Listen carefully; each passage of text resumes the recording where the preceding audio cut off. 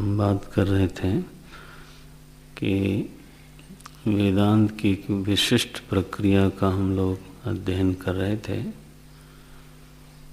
उस प्रक्रिया का नाम है प्रतिबिंबवाद। प्रतिबिंबवाद हमारे संप्रदाय की तो एक सर्वमान्य प्रक्रिया है। उपनिषदों में भी इसका संकेत है।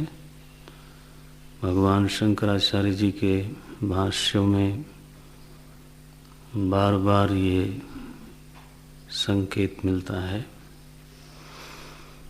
और फिर बाद के आचार्यों ने इस प्रक्रिया को और स्पष्ट किया, इस प्रक्रिया का और विस्तार किया।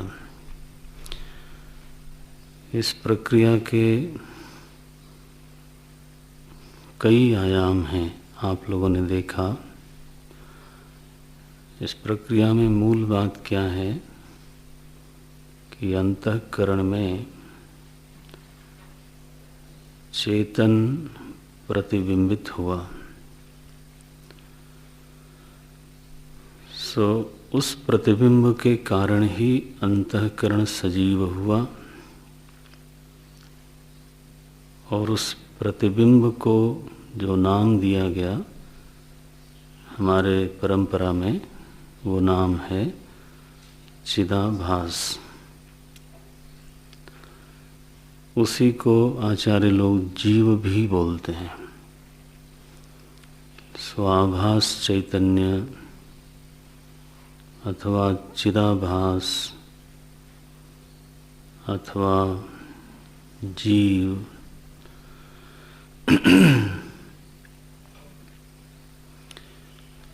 प्रतिबिंब की एक दो विशेषताएं ध्यान में और रख लें।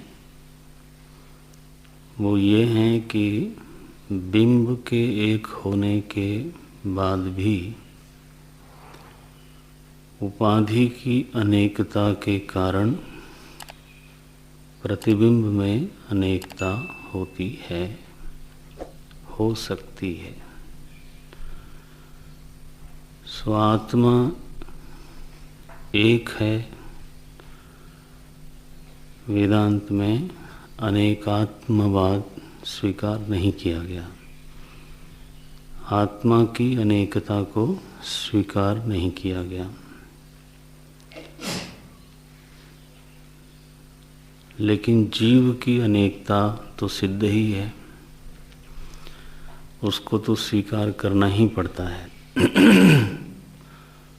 तो बहुत सारे दर्शन हैं जो जीव की अनेकता को आत्मा की ही अनेकता मानते हैं। न्याय दर्शन, वैशेषिक दर्शन, मीमांसा दर्शन, योग दर्शन, सांख्य दर्शन, ये सभी के सभी दर्शन, जैन दर्शन, तो ये करीब करीब 6 दर्शन,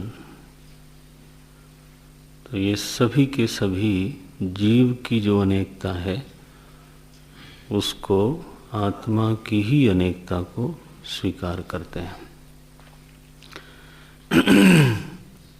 और आत्मा की अनेकता की पुष्टि के लिए तो तर्क भी करते हैं, शास्त्रार्थ भी करते हैं।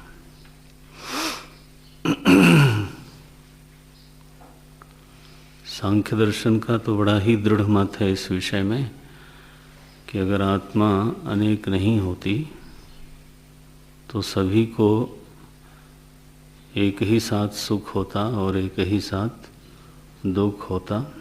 ये अथवा एक आत्मा के मुक्त हो जाने पर, है ना, फिर सभी की मुक्ति हो जाती। तो सुख दुख की व्यवस्था, बंधन और मोक्ष की व्यवस्था बन नहीं सकती यदि आत्मा को एक मान लिया जाए तो ऐसा बोलते हैं कि एक ही व्यक्ति मुक्त हुआ, बाकी बद्ध ही रह गए, तो ये आत्मा की अनेकता को स्वीकार किए बिना तो हो नहीं सकता, ऐसा बोलते हैं। खैर, हम अभी उसका उत्तर नहीं देंगे, ज़रूरत नहीं है।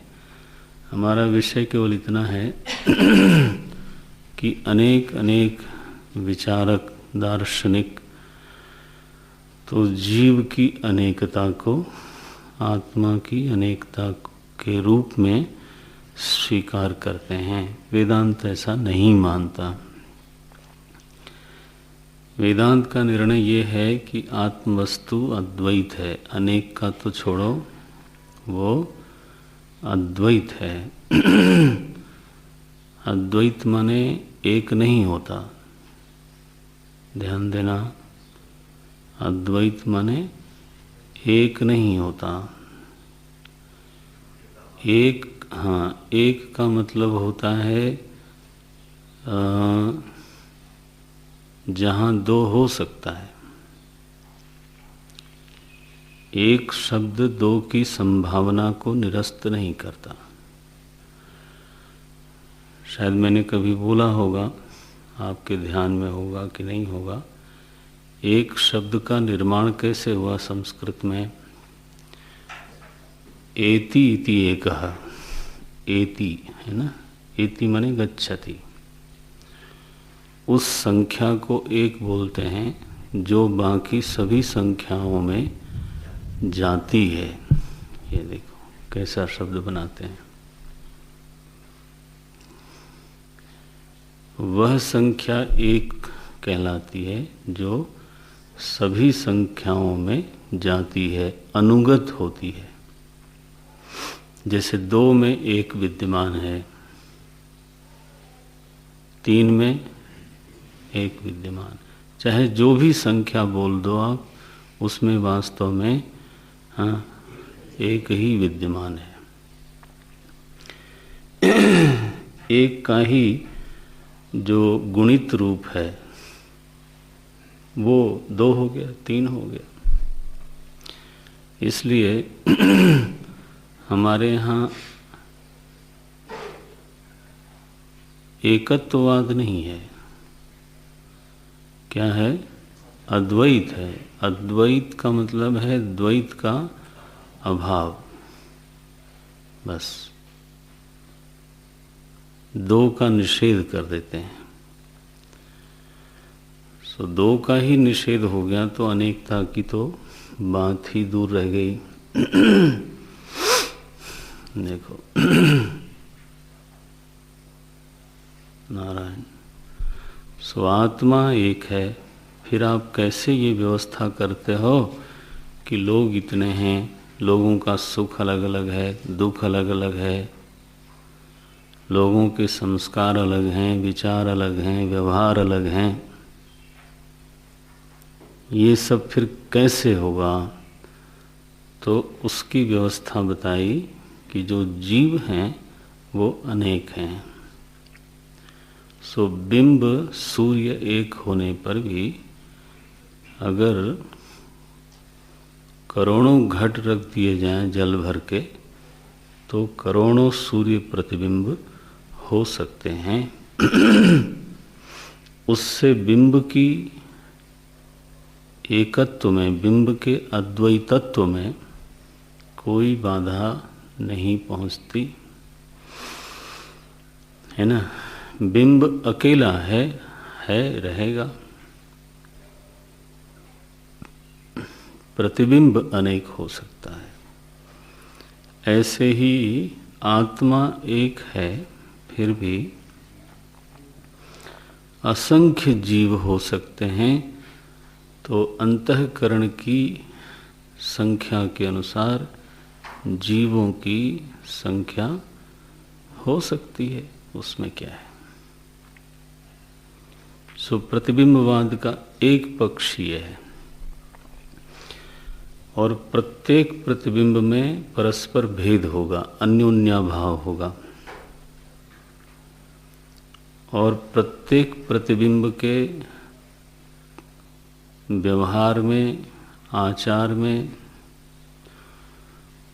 उसके प्रकाश में भी भेद होगा। नहीं, जिस घट में जल निर्मल है उस घट में प्रतिबिंब अधिक तेजस्वी होगा। जिस घट में जल मलिन है उस घट में प्रतिबिंब मलिन होगा। सो प्रतिबिंब प्रतिबिंब में भेद होता है, हो सकता है। उस भेद का उपादक कौन है? बोले उपाधि। उपाधि जिसमें वह प्रतिबिंब पड़ा। सो एक जीव सज्जन है, दूसरा जीव दुर्जन है। एक शांत है, दूसरा उद्विग्न है। ये भेद कहाँ से आया? बोली ये भेद आत्मा के कारण नहीं आया, तो ये भेद औपाधिक है। तो सभी के अंतःकरण एक जैसे नहीं हैं, इसलिए सभी के भीतर जो प्रतिबिंब है वो एक जैसा नहीं है। तो ये एक प्रक्रिया ये आ गई, माने एक आयाम ये आया। तीसरा जो हमने बोला भी था थोड़ा विस्तार से, कि एक बड़ा ही गहरा लाभकारी संदेश इस प्रक्रिया में से निकलता है। क्या है वो? कि अंतःकरण को निर्मल करने की साधना करनी चाहिए, तो जो प्रतिबिंब है वो स्वतः तेजस्वी होगा। जिसका अंतःकरण निर्मल है, प्रशांत है, सुंदर है,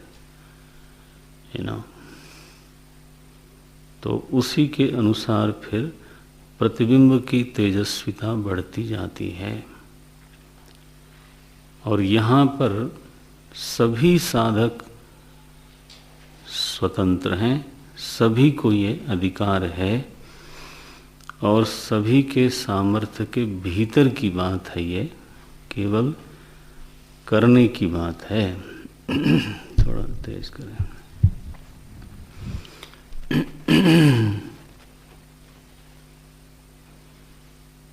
तो प्रतिबिंबवाद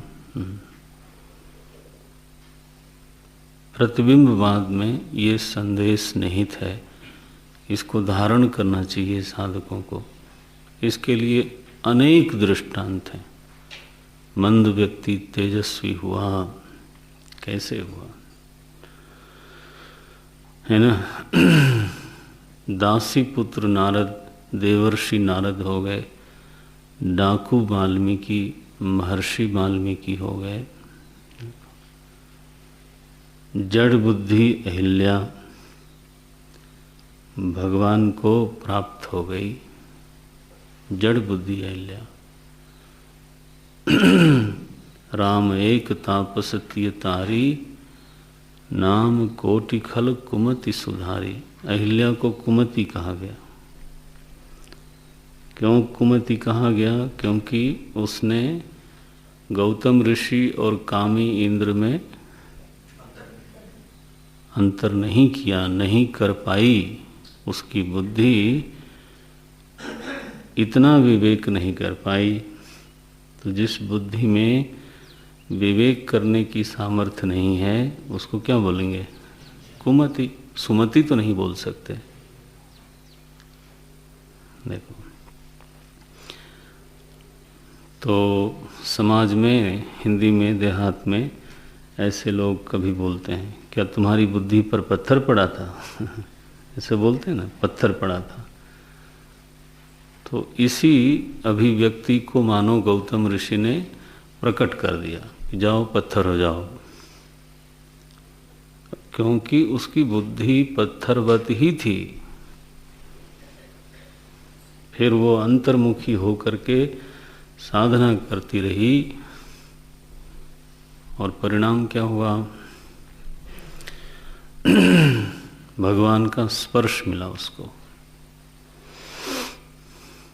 और सामने देखा तो भगवान खड़े हैं, भगवान को पहचान लिया, बिना परिचय कराए पहचान लिया। तो ये साधना इस प्रतिबिंब को कितना तेजस्वी बना सकती है ना, इसकी कोई सीमा नहीं है। हर साधक को इस रहस्य को समझना चाहिए और फिर इसको धारण करना चाहिए। ये प्रतिबिंबवाद का एक आयाम और ध्यान में रख लें। धीरे धीरे जब जब ये प्रसंग आवेगा तो कोई न कोई और आयाम आपके सामने खुलेगा। तो लेकिन एक आयाम यहाँ और रख लें कि प्रतिबिंब बिंब के सदृश होता है।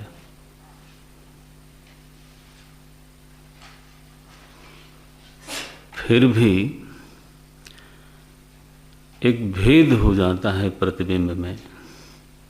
वो क्या भेद है कि अगर मैं पूरब की ओर देख रहा हूँ तो मेरा प्रतिबिंब पश्चिम की ओर देखेगा, देखो। और अगर मेरा हाथ दाहिना इधर है तो प्रतिबिंब में दाहिना हाथ उधर हो जाता है। सो वैपरीत्य होता है प्रतिबिंब में, सादृश्य और वैपरीत्य दोनों ही होता है। आपको ध्यान गया? दाएं का बाएं हो जाना, बाएं का दाएं हो जाना, पूरब का पश्चिम हो जाना,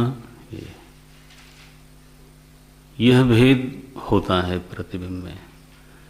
अब यहाँ आत्मदेव हैं निर्विकार, तो प्रतिबिंब में सादृश्य होने पर भी वैपरीत्य क्या है कि उसमें विकार है, प्रतिबिंब में विकार है। बिंब निर्विकार है तो प्रतिबिंब सविकार हो गया। बिंब अकर्ता है तो प्रतिबिंब में कर्तृत्व है। देखो, बिंब अभोक्ता है तो प्रतिबिंब में भोक्तृत्व है। क्योंकि ये भी तो साधक के मन में प्रश्न आएगा ही कि बिंब में भोक्ता भाव नहीं है तो इसमें कहाँ से आ गया। तो अगर बिंब में कर्ता भाव नहीं है, हाँ, तो इस जीव में कहाँ से आ गया।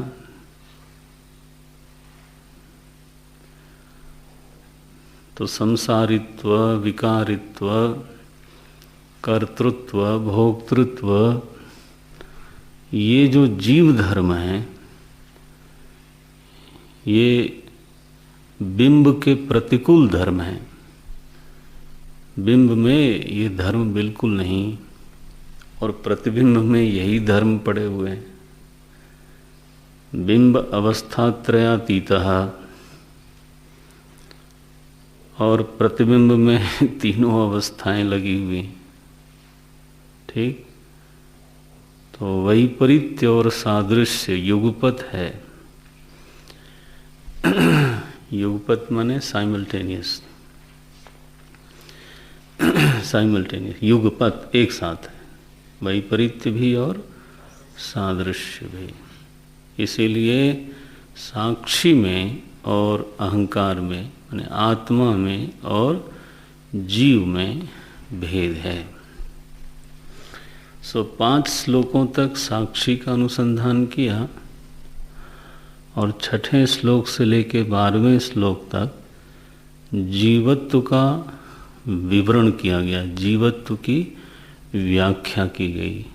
जीव कैसा है, उसकी अवस्था कैसी है, उसके संबंध कैसे हैं, उनकी निवृत्ति कैसे होगी, और अंततः जीव वास्तव में है क्या, उसकी स्थिति क्या है। क्या बोले, मनोहंकृत्युपादानम, देख के बोले तो क्या फायदा हुआ। लिंगमेकम जडात्मकम अवस्थात्रयमन्वेति जायते। देखो, सो जीव की पंच अवस्थाओं का निरूपण कर दिया। कौशल देखो आप, विवरण का भी कौशल है और फिर समास का भी कौशल है। विस्तार किया, एक एक पहलू जीव के कैसे हैं वो भी बताया, और फिर अंत में एक श्लोक में समेटते हैं। मनोहंकृत्युपादानम लिंगम एकम जडात्मकम, यही है वो, उसमें चितित छाया पड़ी हुई है। तो क्या होता है, अवस्था त्रयम अन्वेति, 3 अवस्थाएं प्राप्त करता है। इतना ही नहीं, जायते म्रियते तथा वैसे ही, जैसे अवस्था त्रय होती है वैसे ही जन्म मरण भी होता है।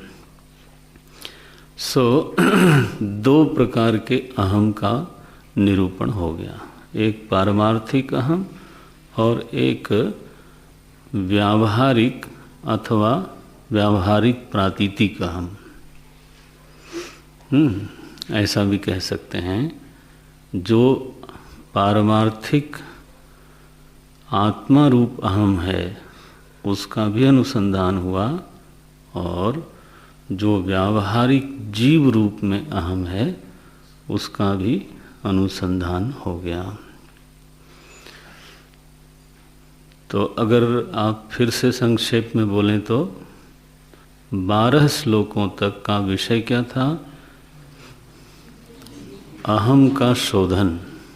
बस आप चाहें तो एक वाक्य में बोलें, अहम का शोधन।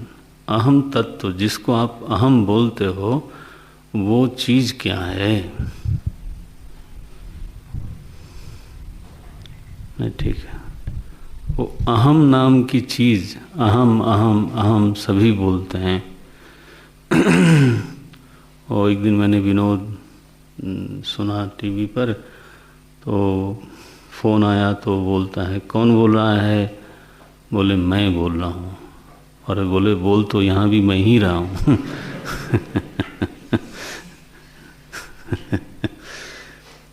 तो मैं तो सभी बोलते हैं, लेकिन फिर इस मैं की धातु क्या है, किसको मैं बोलते हो आप भाई, वो क्या चीज है, इसका शोधन किया गया 12 श्लोकों में। अब 13वें से श्लोक से लेके 21वें श्लोक तक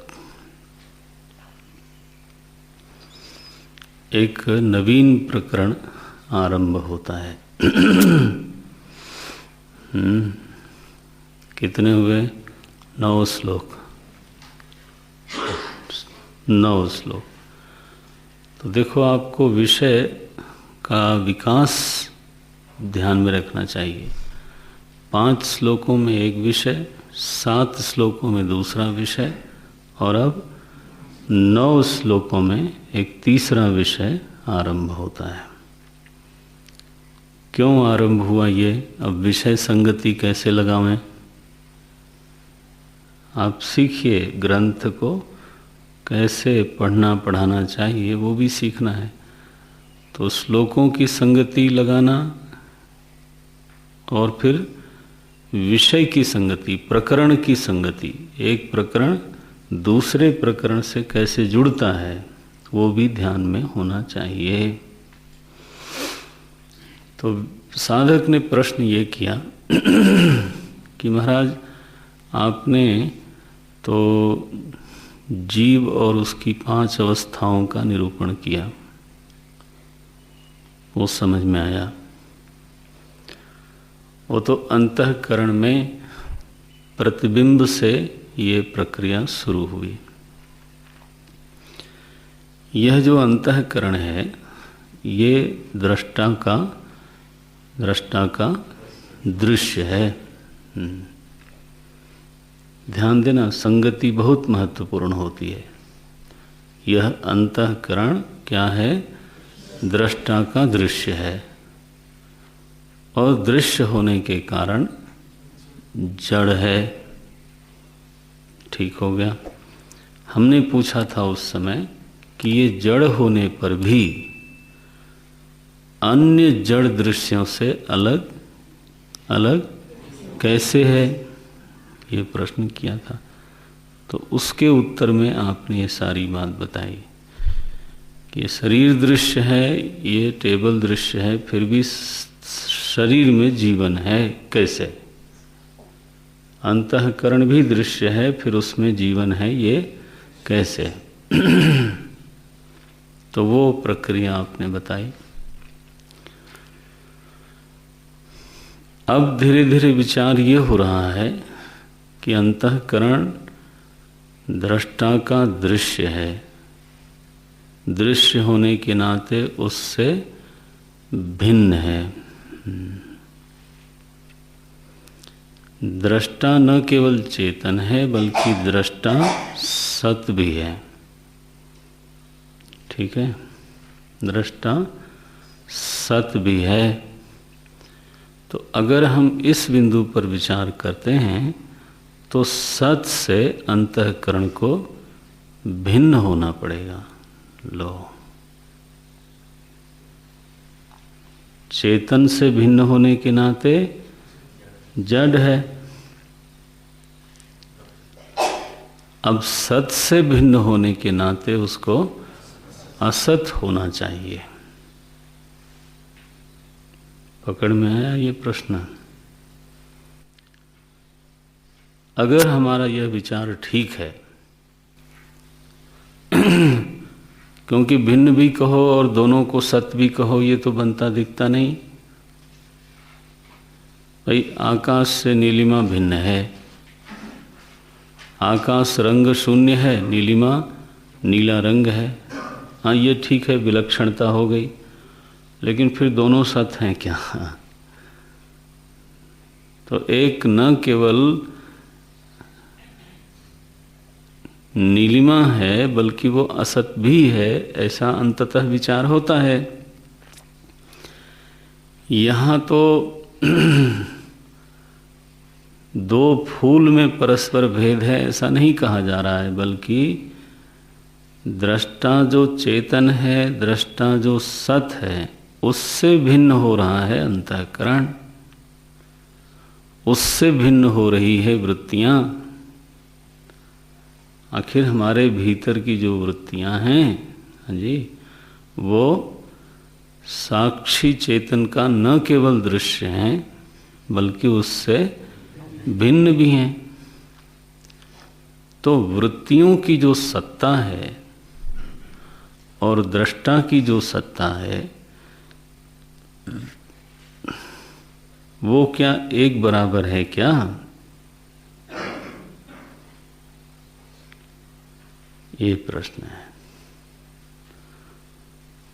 जैसे दो फूलों की सत्ता एक बराबर होती है, समसत्ता है।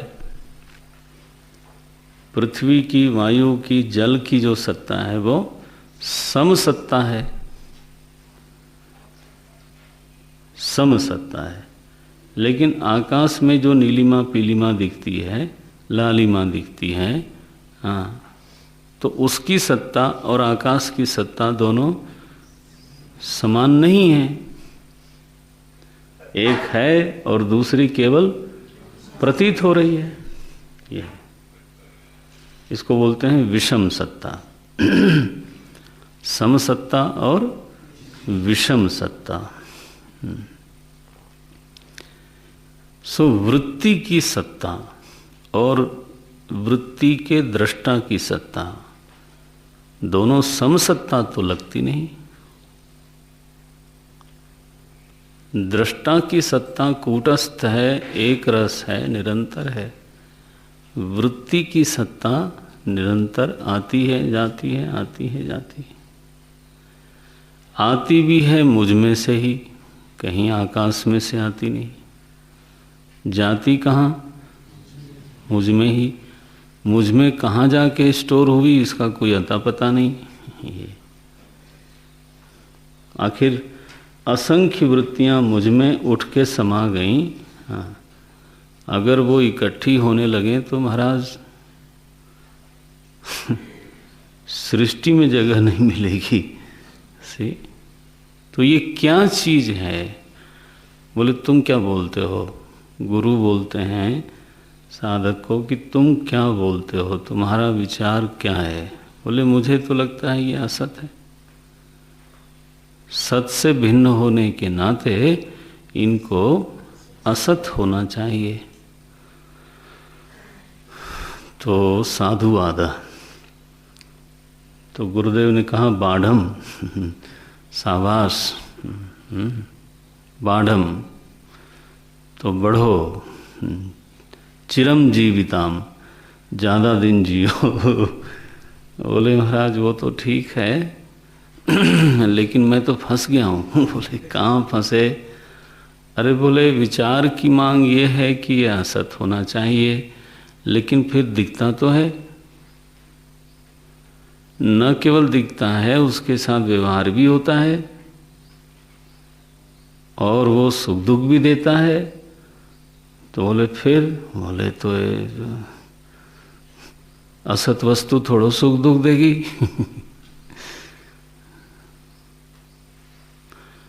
तो विचार की मांग यह है कि दृश्य को असत होना चाहिए,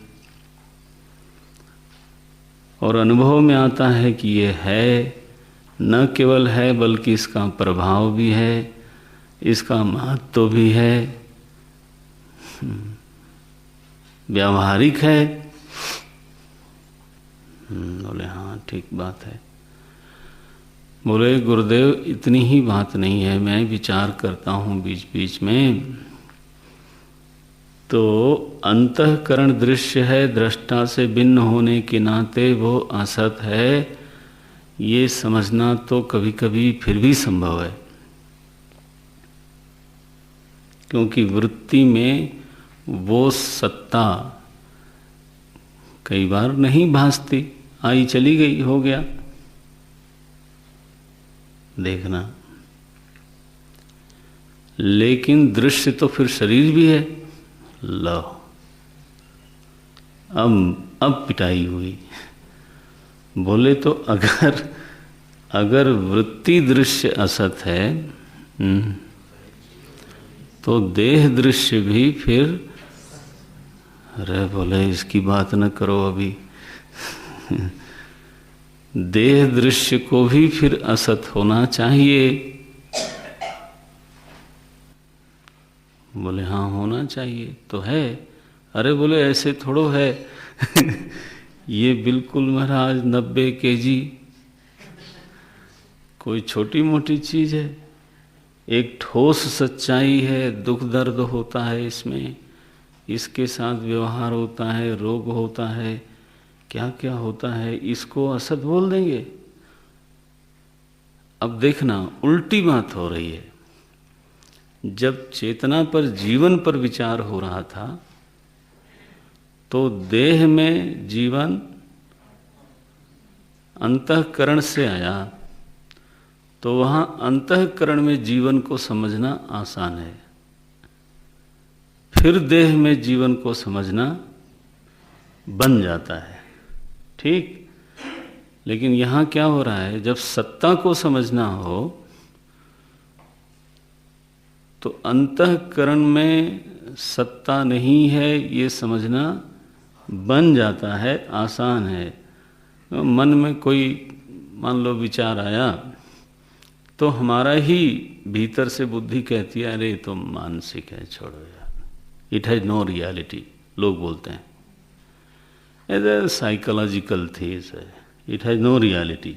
चलो, मीन्स जो मानस व्यवहार है और जो मनोवृत्तियां हैं उनकी सत्ता को वास्तव में हम सत्ता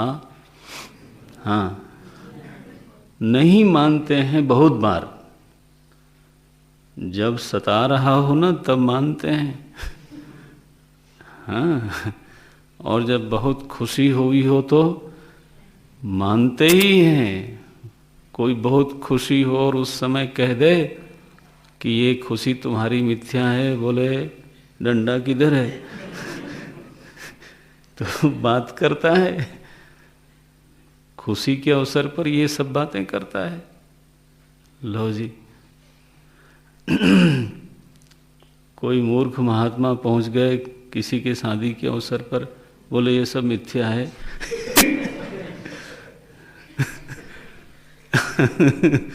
अब वहाँ बधाइयाँ गाई जा रही हो और पता नहीं क्या क्या ढोल तमाशे बज रहे हो, और उस समय आप जाके बोलो कि अरे भाई तुम्हारे मन में जो लड्डू फूट रहे हैं वो मानसिक हैं and it has no reality, तो वो कहेगा कि भगाओ यार ये कहाँ से आ गए, ये दूसरे प्लानिट के लोग हैं। सी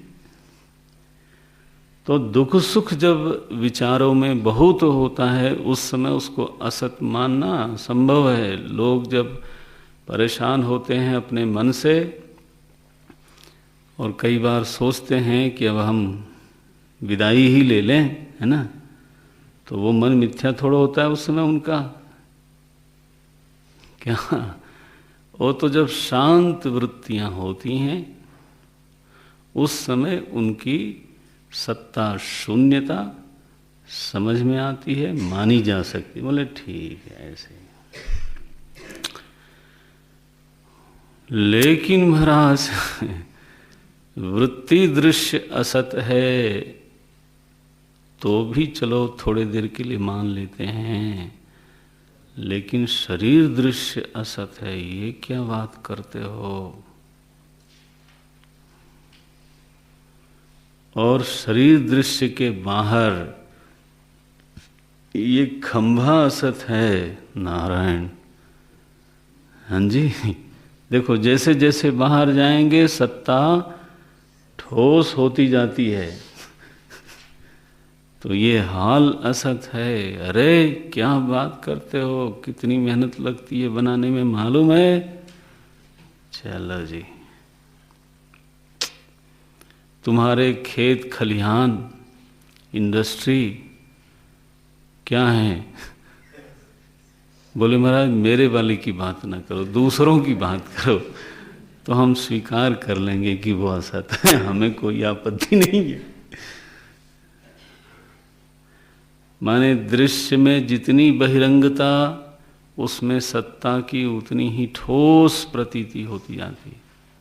बोले हिमालय असत है, क्या बात करते हो? हिमालय असत देखो, बट दृश्य तो समानता है, दृश्यत्व तो समानम सर्वत्र। दृश्यत्व का जो धर्म है वो चाहे संपत्ति में हो, हिमालय में हो, इस देह में हो, या वृत्ति में हो, अंतःकरण में हो, सभी में दृश्यत्व नाम का जो धर्म है वो तो समान ही है। अगर दृष्टा से दृश्य अलग है, दृष्टा सत है तो दृश्य को असत होना चाहिए। फिर भी ये है, बनता है, बिगड़ता है, व्यावहारिक है, भासता है, ये सब क्या है? ये प्रश्न है। बोले बेटा ये सब इसको बोलते हैं माया, ये सब माहिक है। प्रकरण बदला ना, आपको समझ में आया? एक प्रकरण से दूसरे प्रकरण में कैसे जाते हैं ये याद रखना, इसको सीखना। प्रायः विद्यार्थी लोग अथवा विद्यार्थी न कहलाएं, चलो वक्ता लोग, तो विषय संगति उसकी बात छोड़ दो, संगति की ही बात छोड़ दो, तो विचार में ये बहुत बड़ी निर्बलता होती है। अगर आपके एक विचार की संगति दूसरे विचार से न होवे तो ये तो असंगत, इनकंसिस्टेंसी है उसमें, तो वो कहीं भी आपको ले नहीं जाएगी। तो ये लाभ तो हमें प्राप्त, विचार का लाभ किसको मिलेगा असली? वो तो मुझे मिलेगा। तो विचारों में संगति का अभ्यास करना चाहिए। अब ये प्रश्न आ गया, अब इसका उत्तर देते हैं। शक्ति द्वयम ही मायायाः।